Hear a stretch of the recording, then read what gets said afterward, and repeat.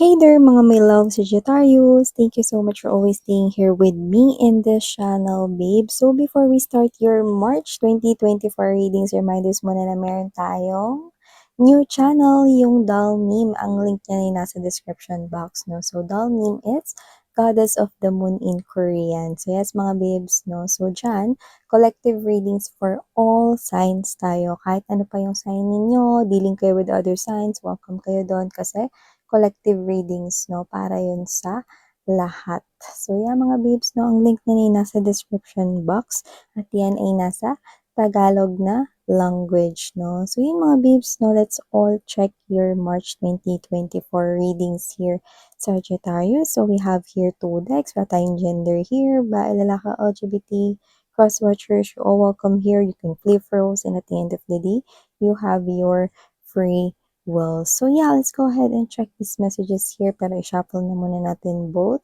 Tapos, i-shuffle na natin rin tong isang cards, no? Para tuloy-tuloy yung ating pag-read. So, what do we have here for Sagittarius for the month of March 2024, please? Sagittarius, can you please show me Sagittarius for the month of March 2024? Thank you so much, Person Angel, guys, Archangel Michael. Thank you so much for being present here in this reading. Tell me something about Sagittarius, please.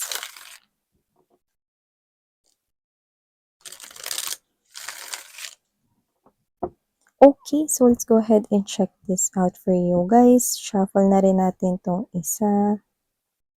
Tell me more for my Sagittarius for the month of March 2024, please. March 2024 for Sagittarius, please.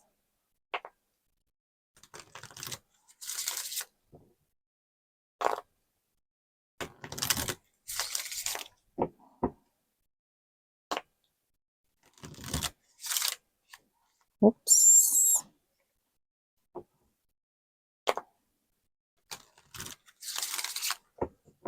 Okay, so let's go ahead and check these messages here for you guys. Unahin na rin natin tong deck na ito. So first energy you got here for you is this. Separation, time apart from your partner is on the horizon. So ito, nakikita ko dito mga babes, no? Dalawa yung nakukuha ko dyan. So if you're dealing here with someone who is toxic, I'm seeing you separating yourself for good. Like this time, totoo na, makikipaghiwalay ka na talaga with that person because that person is too toxic and you're realizing that he or she is not bringing any good to you, no? Not bringing any good in your life anymore. So, you're finally detaching, no? So, pwedeng ilang beses mo na rin siyang pinatawad, tinanggap, no? Pero ngayon, this March mukhang tutuldukan mo na talaga forever, no? So, this is you separating from your partner na toxic, no? Maaring merong addictions, no, na hindi niya rito maalis, no? I don't know. I'm also picking up na pananakit, no, might be physically, emotionally, or mentally. So, yeah, this person is no good for you guys. So, I'm seeing you detaching, no, sa kanya for good, no? At yung iba naman, if you're not dealing with a toxic partner or with a toxic guy or woman here, I'm seeing na mukhang meron ditong pansamantalang paglalayo mula sa inyong dalawa. Maaaring ngayong March, makatanggap ang isa sa inyo ng balita na pwedeng kailangan niya rito munang umalis, no? At maaaring ito ay related sa trabaho or parang pwedeng siya ay pupunta muna, no, sa family issues, mga ganyan, or concern sa family, no, ganyan. Parang kailangan niya muna umuwi sa probinsya or hometown. Yung iba pwedeng kailangan niya muna magtrabaho sa ibang lugar, no, or baka papadala siya sa ibang lugar na destino siya ron, yan. So, this is just temporary, no, para dun sa mga magkaka-in relationship or meron na ritong namumuong relasyon.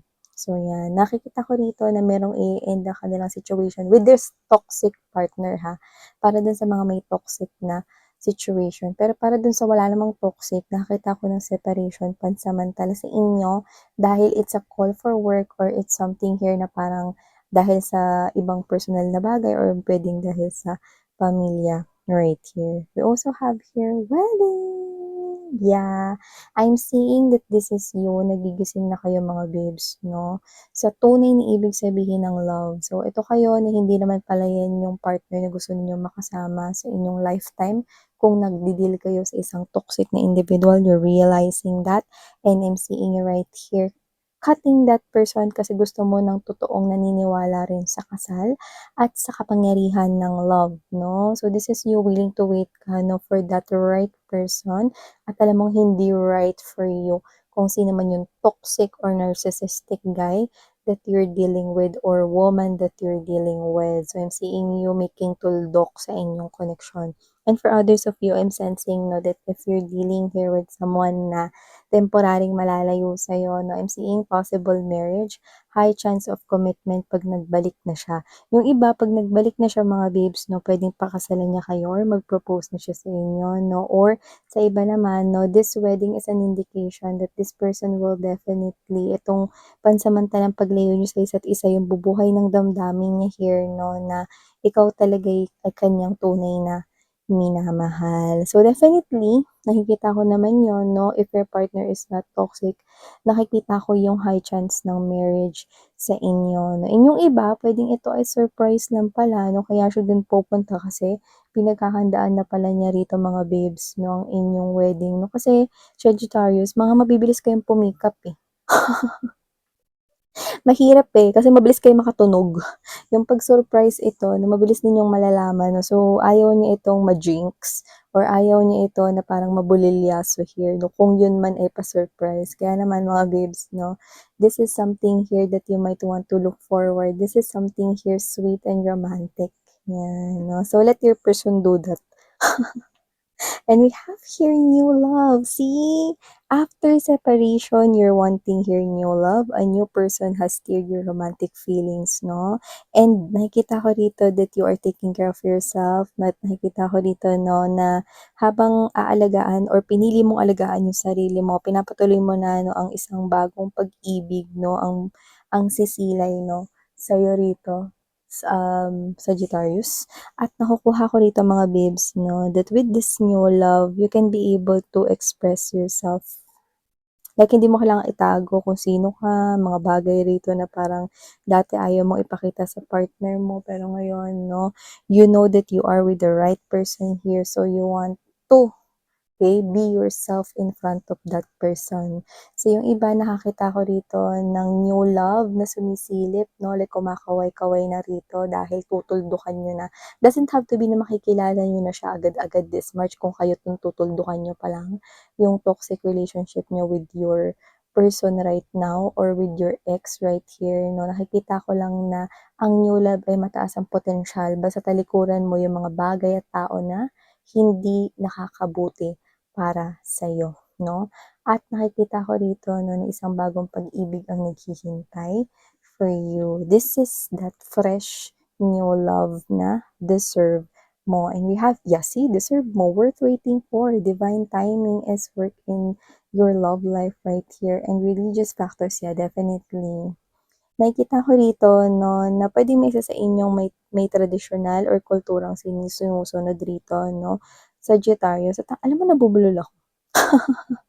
So, maaaring meron talaga dito magpo-propose or gustong ma-engage sa'yo. And I do pick up right here 'no, na puwedeng iba yung language niya other than you, pero susubukan niya rito. Kung magkaiba yung language ninyo, I think magpo-propose siya in your language. Yung iba doesn't have to be that you're dealing with foreigner, pero yung iba, yes. Yung iba naman 'no, puwedeng hindi foreigner, pero alam niyo yung meron kayong yung way, kunwari ikaw ay isang Bicolana 'no, and your partner is Ilocano or what 'no, that person aaralin niya yung proposal na yun in your language 'no, in Bicol language 'no, at dun siya magpo-propose sa'yo. Yan, ang ganda nun na guys. And also nakikita ko dito kahit magkaiba pa kayo na religion na literal 'no, you only have one God, okey? Ano man yung religion ninyo hindi ko nakikitang hadlang. So kung meron man ditong Roman Catholic tapos Christian yung papapangasawa ninyo, it's okay.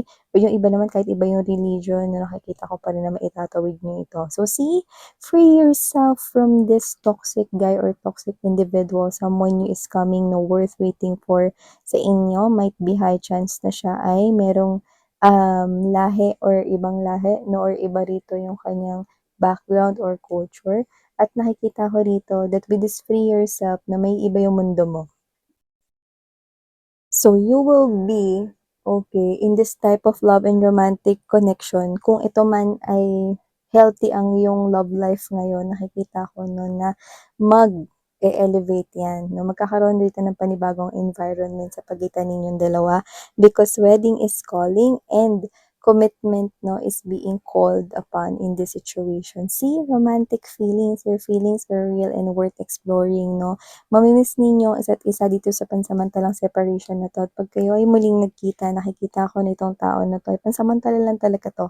Like posible siyang bumalik this 2024 din 'no, and I'm picking up that whoever this person is, kahit naman mga babes 'no, hindi siya 2024 makabalik or whatever 'no, you're still willing to wait for this person because there's consistency. Parang kahit malayo siya, hindi niya pinaparamdam sa'yo na malayo siya 'no, nakikita ko na tuloy-tuloy yung communication ninyo at magtutuloy-tuloy pa yan 'no, sa mga susunod na buwan. Yung parang feeling mo mga babes na nandiyan lang siya sa malapit 'no, this person, will always call you 'no, magbibigay siya ng phone calls here, te-text ka niya, cha-chat ka niya 'no, video calls, whatever. This person will make you feel pa rin na nandiyan lang siya 'no, sa'yo, 'no. Parang yung body niya 'no is hindi lang siya yung laging nasa tabi mo just like before or hindi lang siya yung madalas na nasa tabi mo just like before kasi it's a call of work or it's something here na kailangan niya munang ayusin, puwedeng personal issues or families 'no.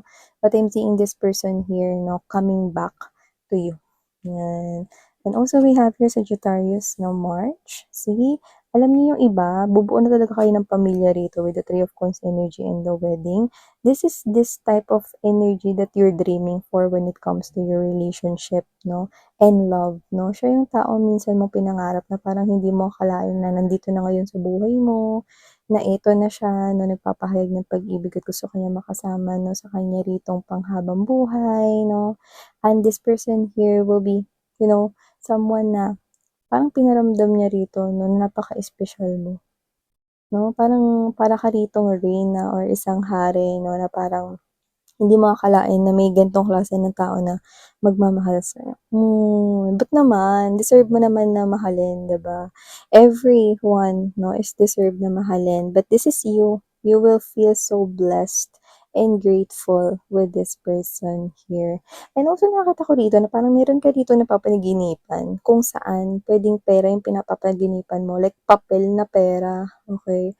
Pera na papanaginipan mo or parang meron ditong parang mataas ka 'no, with high honor sa panaginip mo, that is an indication here na magsisimula ng magkaroon 'no, ng ano 'to, ng manifestation sa realidad yung, okey, may kinalaman sa pera, trabaho or business mo.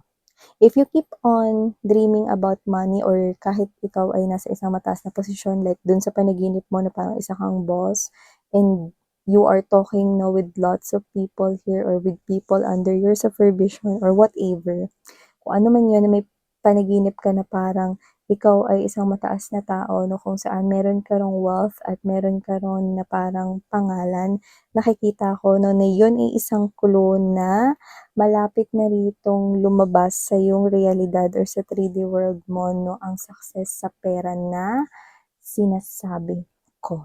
Wow! Ang ganda nun mga babes 'no, kasi parang ito yung recognition, ito yung pinakahihintay mong mangyari pagdating 'no sa pera mo, 'yan 'no. So, ilatag pa natin lahat dito.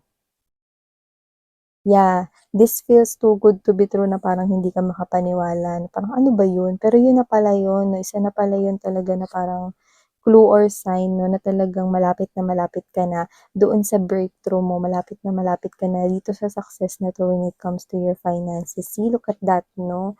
Feels too good to be true but your luck is here.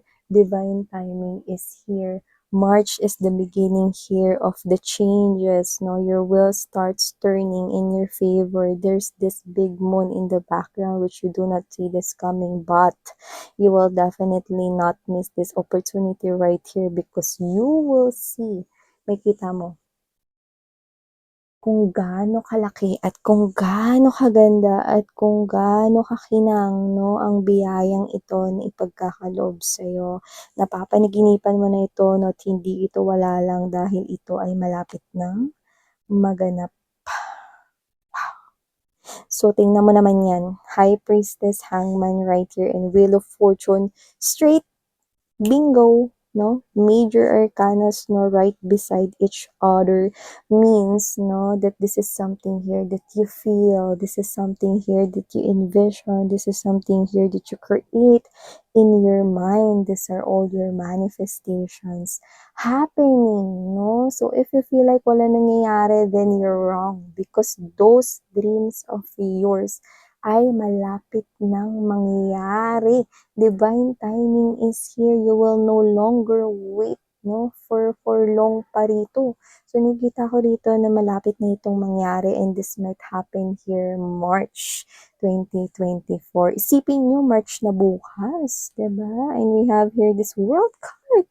See, you've got straight, straight, straight, straight. No, your world is changing here. Another chapter here, which will bring out here your confidence, which will bring out here your skills na madidiscover mo sa sarili mo no, na magaling ka pala no, mag-handle ng finances no, yung business mo, creative ka, nakikita ko na gagawin at talagang ilalagay mo, ilalapat mo rito no, yung mga ideas, concepts na may isip mo no, dito sa oportunidad na to when it comes to money no, at nakikita kong lalago yan is slowly but surely. Pera ay nakikita kong lalago, no? At pati ikaw, nakikita ko rito na mag-grow yung confidence mo sa sarili mo. Magbo-boost yung iyong self-esteem mo rito, no? At mahahasa ang iyong mindset, no? Yung iba, hindi ko alam bakit, yung iba parang instead of working in a company, maaaring kayo ay mag-business, no? Yung sa inyo, yung kayo talaga yung magiging boss rito, no? Nakita ko rin that you will juggle here with money and see, a strong marriage, no? Another confirmation, Four of Wands and the Two of Cups. You will definitely find your one true love right here. You will definitely find here that one wait, no, worth waiting for, and I'm seeing marriage. Four of Wands is marriage. We have here wedding, someone that you will build a strong and that legacy of foundation.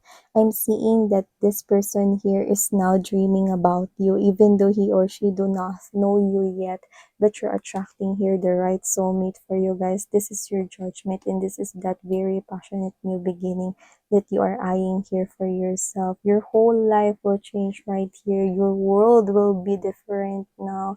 And I'm seeing that there's already happening behind the scenes and you do not see it, but I'm seeing a glimpse of it. Okay? Every individuals, every Sagittarians, no, like you, meron kayong mga ini-envision on your own, but I'm definitely seeing here visions that will help you grow your finances and make your life even more better, no? More na nga, better pa. Grammatically incorrect yung more itabi sa better, pero I'm sensing, no, that there's more and that there's better, no, na life na naghihintay sa inyo. You're almost seeing it. That's what I'm picking up, no? And this is worth here giving a try. You will see this big opportunity and this will be a big blessing, like as big as this Ace of Cups, no? That is the cup of blessings, no? So, nakikita ko rito, no, na hindi mo na bibigyan ng pansin, no, yung mga parang, hindi naman putyo-putyo na mga offers or blessings around you, pero this big opportunity, no, na ipapakita sa'yo, hindi mo to mamimiss talaga. Ito yung magi-stand out sa lahat ng mga magiging options mo when it comes to career, job, or money right here. And everything no, na nakaplano sa isipan mo ay unti-unti mo nang maisasagawa, Sagittarius, no? Plus, you have here someone, no, na susuporta at tutulungan ka ditong umangat at hindi ka hihilain pababa. So, yeah. Ito mga babes 'no, nakikita ko dito 'no, ng mga mensahe here for your March 2024. Thank you so much. Sana ngayong love and light. Annyeong.